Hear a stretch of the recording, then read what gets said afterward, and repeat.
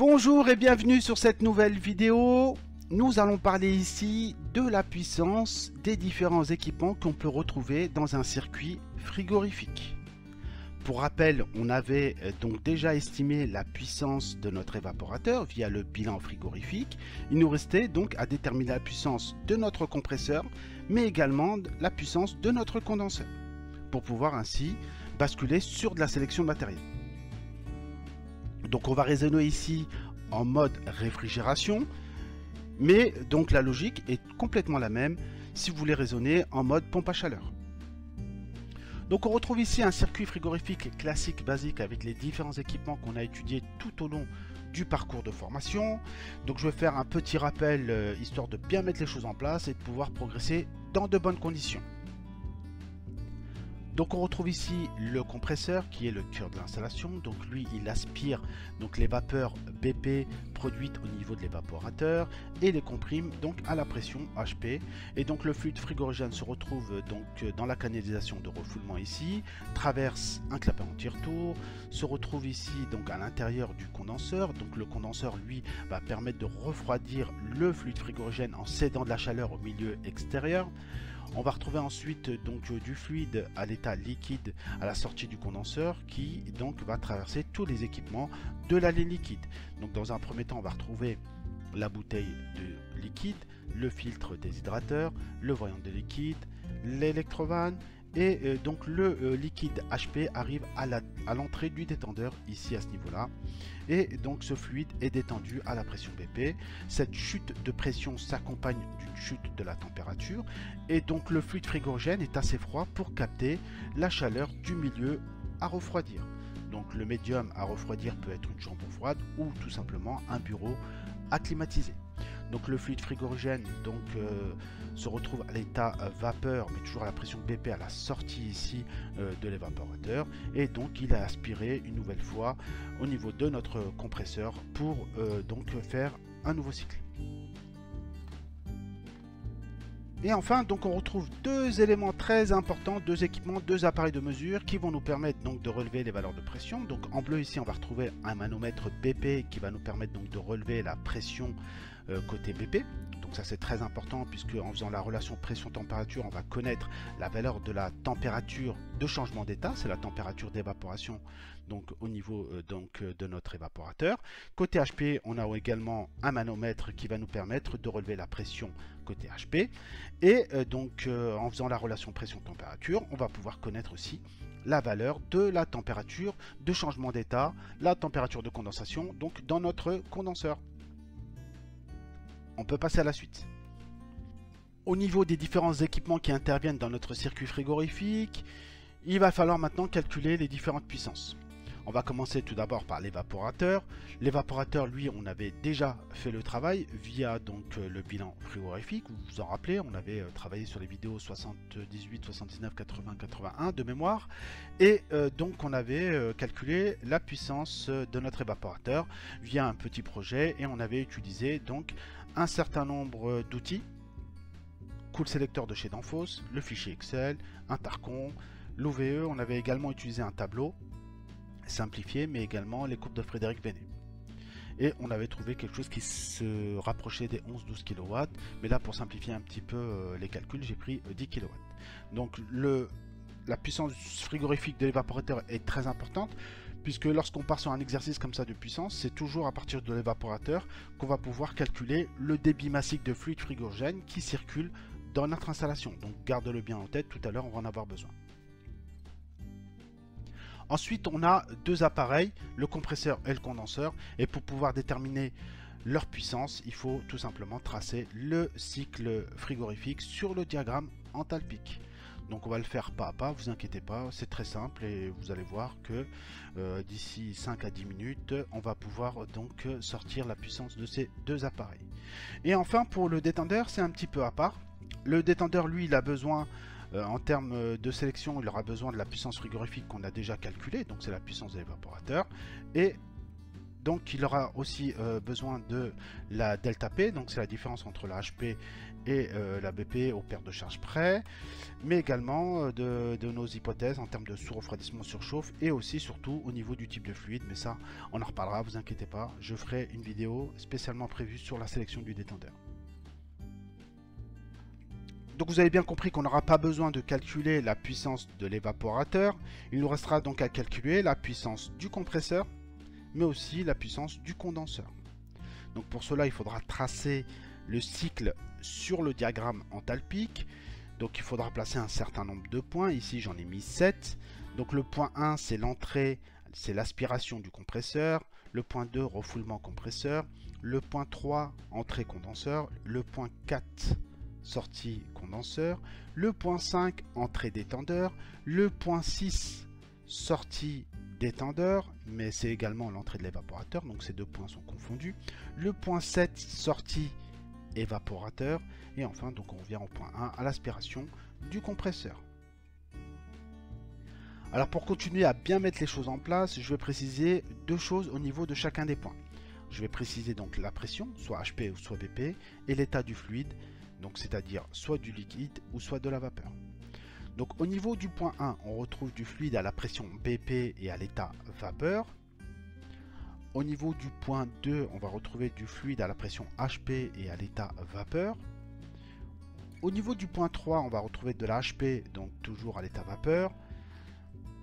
Au niveau du point 4, on va retrouver toujours de la HP, mais cette fois-ci à l'état liquide, puisque le fluide frigorigène a cédé de la chaleur, et donc lorsqu'un gaz se refroidit, il se transforme en liquide. Ça c'est très bien, si vous avez toujours ça en tête. Au niveau du point 5, on va retrouver donc du fluide à la pression HP à l'état liquide. Au niveau du point 6, donc on va retrouver la détente là, ici, à ce niveau-là, puisqu'on va retrouver du fluide à la pression BP, et on va retrouver du fluide majoritairement à l'état liquide, puisque la détente a provoqué un petit peu de vaporisation. Au niveau du point 7, on va retrouver du fluide à la pression BP et donc à l'état vapeur. Après ces précisions, on peut maintenant poser nos différentes hypothèses pour pouvoir tracer notre cycle. Donc déjà, dans un premier temps, il faudra connaître le fluide frigorigène qui est contenu à l'intérieur de notre installation. Donc là, moi j'ai choisi le R290. C'est un fluide qui arrive en force, qui est très à la mode, le R290, surtout en pompe à chaleur.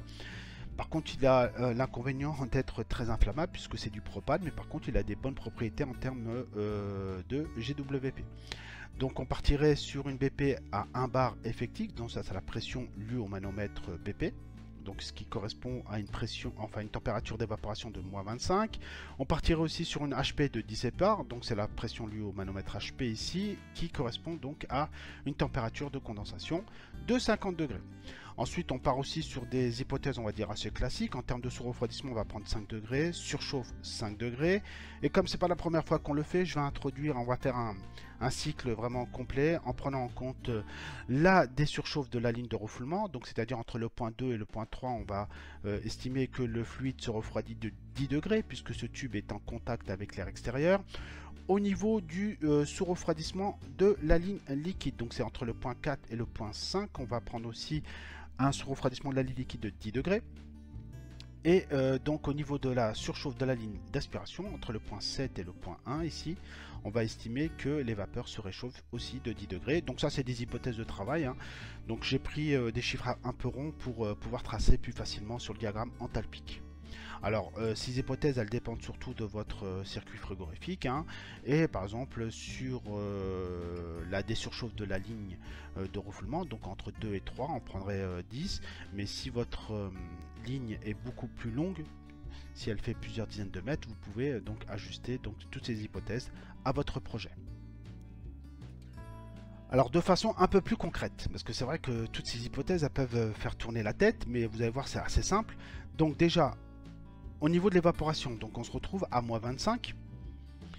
Donc comme on a une surchauffe de 5 degrés, donc au point 7, on va se retrouver donc avec un fluide frigorigène qui s'est réchauffé, donc le point 7 est à -20 degrés.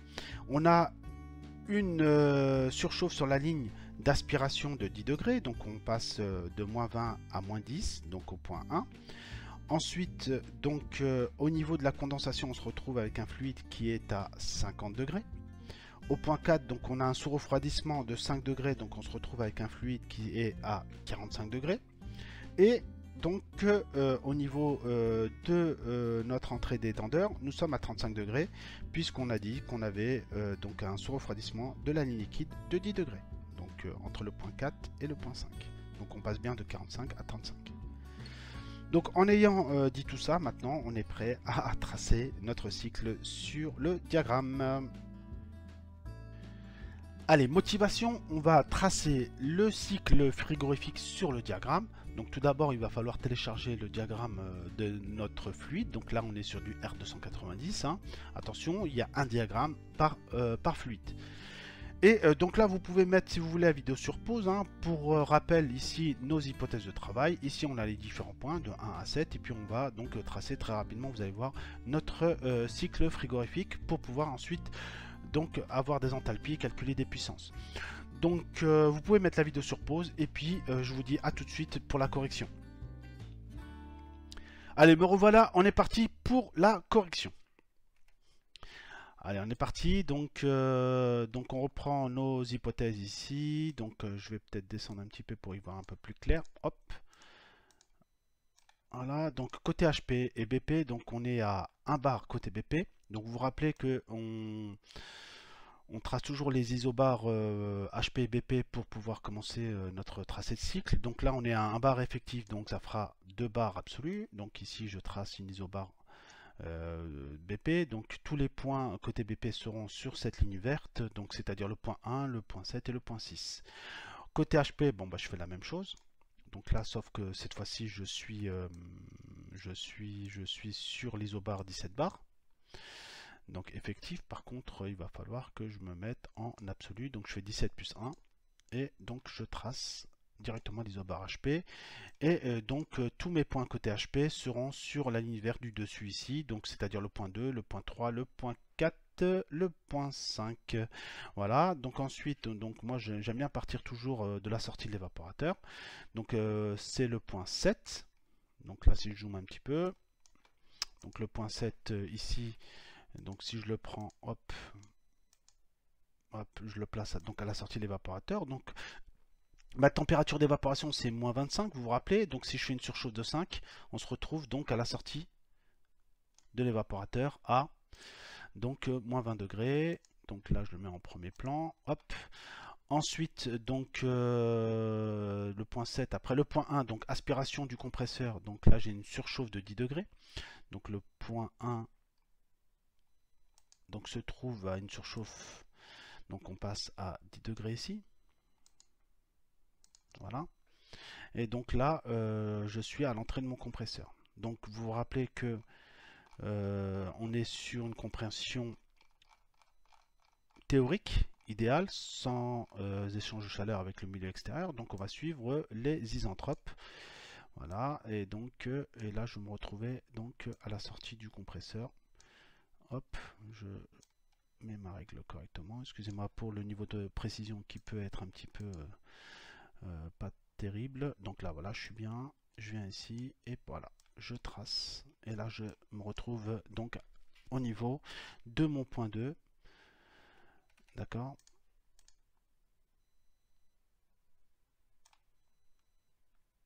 Donc ici, ça c'est mon point de sortie de compresseur. Donc ensuite, j'ai une désurchauffe, vous vous rappelez, sur la ligne de refoulement de 10 degrés avant mon entrée sur le condenseur. Donc ça c'est le point 2. Donc le point 3, ici, il a perdu 10 degrés par rapport à ma température de sortie de compresseur. Donc là, ici, je suis à 75, donc je vais me retrouver, donc entrée condenseur à, ici, 65. Voilà. Ok. Et lui aussi, je vais le mettre en premier plan. Hop. Le point 2, ici, sortie compresseur. Ici, hop. Premier plan. D'accord. Voilà. Ensuite, donc j'en suis au point 4. Donc le point 4, ici on a la sortie du condenseur. Donc on est avec un sous-refroidissement de 5 puisque on a donc une condensation à 50. Donc on se retrouve à la sortie donc à 45. Voilà. Donc 45, c'est ici. D'accord. Premier plan. Donc rappelez-vous, les isothermes côté ligne, enfin côté liquide, ce sont des lignes verticales. Ensuite, donc entre 4 et 5. Donc 4 et 5, c'est la ligne liquide. Donc on a un sous-refroidissement sur la ligne liquide de 10 degrés. Voilà. Donc je passe de 45 à 35. Voilà. Donc là, on est sur un tracé graphique, hein, donc il peut y avoir un petit peu d'imprécision. Voilà. Et à partir du point 5, j'ai quoi? Donc je suis à l'entrée du détendeur et donc là, je peux tracer donc ma détente. Voilà. Donc vous voyez, hein, c'est assez rapide, hein, une fois qu'on a placé les isobars, donc c'est assez simple. Hein. Et voilà, donc la règle, je peux la mettre sur le côté. Et donc, je place mon point 6. Donc, le point 5, il faut que je le mette. Voilà, excusez-moi. Premier plan, hop, voilà. Et le point 6. Et voilà. Le point 6 qui est ici, sortie d'étendard, mais c'est aussi l'entrée évapo. Et voilà, donc là j'ai tracé mon cycle. Voilà, donc je vais faire un petit peu le ménage par contre. Dessin, gomme, point par point, hop. Bon, soit dit en passant, il y a un outil qui est très sympathique. C'est l'outil dessin dans les nouvelles versions de PowerPoint. Hein. Vous voyez qu'on peut utiliser une règle et faire un petit peu le ménage aussi avec la gomme. Et hop, tout ça je supprime. Et là on a tracé notre cycle.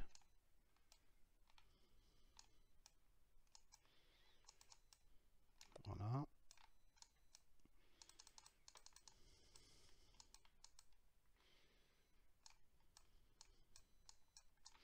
Donc voilà, on a tracé le cycle, hein. Vous voyez que ça peut se faire assez facilement hein, à partir du moment où on a bien mis en place les hypothèses et qu'on sait à quel endroit du circuit se trouve chaque point.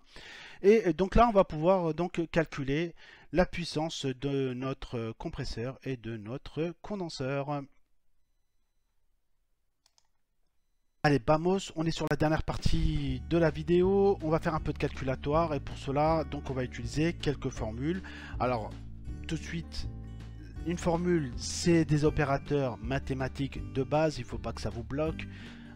Donc c'est des multiplications, des additions et des soustractions. À partir du moment où vous savez utiliser une calculatrice, vous êtes en capacité de pouvoir faire tout type de calcul. La première formule qu'on va ici découvrir, c'est la formule que tout le monde devra connaître lorsqu'on rentre dans le domaine du génie énergétique, c'est P égale QMCP delta T. Donc si vous ne la connaissez pas, c'est pas grave, mais à partir d'aujourd'hui, vous n'avez plus d'excuses. Avec P, donc c'est la puissance échangée en kilowatts. QM, c'est le débit massique qui est exprimé en kilogrammes par seconde. Donc un débit massique, c'est une quantité de fluide frigorigène qui circule en fonction du temps. Alors attention, cette quantité peut être aussi exprimé en volume, et cette fois-ci on n'aurait pas un QM mais plutôt un QV, donc ça serait un débit volumique, et là l'unité serait plutôt des mètres cubes par seconde. Donc QM, donc c'est le débit massique. CP, c'est une constante, c'est la chaleur massique donc du fluide. L'unité, c'est des kilojoules, kilogrammes, degrés Kelvin. Et donc pour donner un exemple, le CP de l'eau, c'est 4,18. Donc si vous avez un autre fluide, il faudra prendre donc le CP de ce fluide-là. Donc ça, c'est une valeur que vous allez récupérer directement dans un tableau. Et enfin, on a la dernière partie, c'est le delta θ. Donc on aime bien utiliser les lettres grecques, mais au final, c'est une notion très simple. C'est un écart de température lors de l'échange. Alors pour expliquer un petit peu cette formule, donc on va retrouver ici une petite image qui va mettre un petit peu en scène cette formule. Donc on retrouve ici un radiateur qui accueille de l'eau à 90 degrés, d'accord, avec un certain débit, donc c'est-à-dire une certaine quantité par seconde qui circule. Cette eau donc traverse l'échangeur et donc va céder sa chaleur puisque l'eau est plus chaude que la température ambiante. Donc on a une puissance qui est échangée et ensuite cette eau, dans la mesure où elle a cédé de la chaleur, va se retrouver donc à une température plus faible. Et là ici pour notre cas, le cas du radiateur, donc on a un delta θ de 10 degrés puisqu'on a 90 moins 80 et donc on a un certain débit qui va être donc exprimé en kilogrammes par seconde. Et ici on est dans le cas de l'eau, donc on prendra un CP de 4,18. Voilà. Alors cette formule est très utilisée en chauffage, donc sur les réseaux hydrauliques de chauffage. Nous, au niveau de nos installations frigorifiques, mais aussi au niveau du diagramme de l'air humide, on va plutôt parler en enthalpie. Et on va remarquer quelque chose de très intéressant, puisque lorsqu'on fait l'équation en dimension de CP fois delta T, donc le CP, l'unité c'est des kilojoules, kilogrammes degrés Celsius, delta T c'est une différence de température, donc c'est des degrés Celsius, ça nous donne donc ici, là si je supprime degrés Celsius en haut et en bas, en mathématiques c'est faisable, il n'y a aucun souci, on se retrouve donc avec des kilojoules par kilogramme, et ça c'est tout simplement une enthalpie. Donc du coup CP delta θ, on peut tout simplement le remplacer par un delta H. Et ça nous intéresse puisque sur le diagramme enthalpique, on a donc des valeurs d'enthalpie. Donc la formule maintenant s'écrit P, la puissance échangée, est égale à QM fois delta H. Et si je fais l'équation aux dimensions, on se retrouve avec QM qui est donc un débit par seconde, c'est des kilogrammes par seconde, et delta H qui est donc, ce sont des kilojoules par kilogramme. Donc ici, on se retrouve avec kilogrammes en haut et kilogrammes en bas, on peut simplifier. On se retrouve sur des kilojoules par seconde, et ça, c'est tout simplement des kilowatts. Donc là, l'écriture est homogène, il n'y a aucun souci, on peut appliquer cette formule. Allez, on continue. Donc là, on est sur la puissance de l'évaporateur. Donc vous vous rappelez qu'en introduction, j'avais dit que la puissance d'évaporateur, on avait. Les enthalpies, H7 et H6, donc c'est la différence d'enthalpie au niveau de l'évaporateur, on les a aussi puisqu'on a tracé le cycle. Et là, ce qui est intéressant, c'est qu'on va pouvoir déterminer tout simplement le débit massique du fluide frigorigène qui circule dans l'installation. Et lui, il est constant en tout point du circuit. Et donc, notre première étape, c'est de déterminer le QM. Donc le QM, comment on va le déterminer déjà? Il va falloir trouver les enthalpies du point 6 et le point 7, puisque les enthalpies, donc le point 6 c'est l'entrée évapo et le point 7 c'est sortie évapo. Donc ici, par projection sur l'axe des abscisses, on trouve ici au point 7 une enthalpie de 570, donc c'est de la lecture graphique, hein, il peut y avoir un petit peu d'erreur. Au point 6, on a une enthalpie de 290. Et donc si j'applique tout simplement gentiment la formule, donc là j'isole QM, donc ici c'est multiplié, donc le delta H je le passe de l'autre côté, donc je fais P divisé par H7 moins H6, et donc la puissance, on avait dit qu'on était sur du 10 kW côté évaporateur, divisé par 560 moins 290, ce qui me fait un débit massique de 0,03 kg par seconde. Donc ce débit va être utilisé pour le calcul de la puissance du compresseur et du condenseur. Je pense que vous l'avez déjà deviné. Allez, on passe à la puissance du compresseur. Donc QM, on vient juste de le déterminer, donc c'est 0,03. La différence d'enthalpie, on l'a puisqu'on a tracé le cycle sur le diagramme enthalpique. Donc ça va être H2 moins H1, hein, puisque l'aspiration c'est le point 1 et le refoulement c'est le point 2. Donc au niveau enthalpie, donc le point 1 est à 570 kJ par kg et le point 2 est à 670 kJ par kg. Et donc j'applique tout simplement la formule, et si je fais 0,03 multiplié par ma différence d'enthalpie, j'ai une puissance au niveau du compresseur de 3 kW. Vous voyez, donc c'est assez simple. Une fois qu'on a tracé le cycle, il suffit de lire et de réaliser la petite opération. Allez, on passe à la puissance du condenseur. Courage, on est sur la fin de la vidéo. Donc on applique toujours la même formule, QM delta H. Le delta H, c'est la différence d'enthalpie de notre appareil. Donc ici, on est sur le condenseur, donc ça sera la différence entre l'enthalpie du point 3 et l'enthalpie du point 4. Et donc il suffit de projeter nos points sur l'axe des abscisses pour avoir nos enthalpies. Donc au point 4, on aura 310. Et au point 3, on aura 660 kJ par kg. Donc on voit bien que le passage dans le condenseur permet de céder la chaleur au milieu extérieur, puisque l'enthalpie du point 3 est supérieure à l'enthalpie du point 4. Et soit dit en passant, on voit bien que le passage dans le condenseur provoque un changement d'état, puisque au point 3 on est sur de la vapeur et au point 4 on est en liquide. Donc il y a bien eu une transformation de la vapeur en liquide. Et donc là je vais appliquer tout simplement ma formule. Donc en application numérique, donc je vais retrouver toujours mon débit 0,03 multiplié par la différence d'enthalpie, ce qui me fait une puissance au niveau du condenseur de 11,5 kW. Allez, on est parti pour le bilan de cette vidéo. Donc tout d'abord, on a la puissance de l'évaporateur qui est égale à 10 kW. Donc cette puissance a été déterminée via le bilan frigorifique. Donc la puissance de l'évaporateur, c'est très important pour pouvoir calculer le débit massique qui circule donc dans notre installation. Ensuite, on a pu tracer le cycle frigorifique sur le diagramme enthalpique et on a pu déterminer la puissance du compresseur qui est ici égale à 3 kW et la puissance du condenseur qui est égale à 11,5 kW. J'ouvre une petite parenthèse juste avant de vous quitter sur le coefficient performance de la machine. On l'appelle aussi le COP. Le COP, c'est un rendement en fin de compte. On peut le calculer en faisant puissance utile sur puissance absorbée. On peut le dire différemment. Moi, je le dis plutôt recette sur dépense. La recette, ça va être la puissance qu'on récupère au niveau du condenseur ou bien au niveau de l'évaporateur. Et la dépense, c'est la puissance du compresseur. Donc, c'est-à-dire, c'est la facture d'électricité que je vais payer donc à mon fournisseur.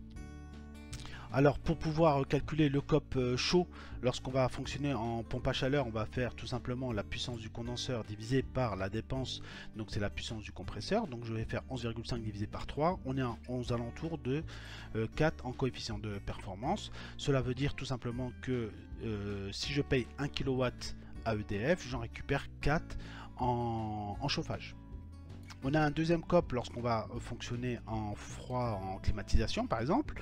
Et là je fais, ma dépense est toujours la même, mais au niveau de ma recette c'est plutôt mon évaporateur. Donc je vais faire 10 divisé par 3. Et là je suis sur un COP de 3. Donc ça reste malgré tout très intéressant. Mais ce qu'on peut dire déjà aussi c'est que le COP froid est souvent inférieur au COP chaud. Et il faudra donc vous préparer puisque les pompes à chaleur arrivent en force. Pour ceux qui auraient été interclimat cette année, tous les fabricants de chaudières ont basculé sur les pompes à chaleur. D'ailleurs au R290, hein. Donc c'est pour ça, c'est pas pour rien qu'on a utilisé cet exemple aujourd'hui. Et donc voilà, donc on va avancer tout doucement. Je vais revenir sur cette notion de coefficient de performance un peu plus tard, puisque là on est sur le compresseur, on peut affiner un petit peu la puissance, puisque là c'est la puissance reçue vraiment sur le fluide, mais c'est pas la puissance absorbée par le compresseur. Mais ça, on le verra tout de suite après. Voilà. Donc ça sera tout pour cette vidéo. J'espère que ces quelques explications vous ont été profitables et je vous dis à tout de suite pour la suite. Prenez soin de vous. Ciao.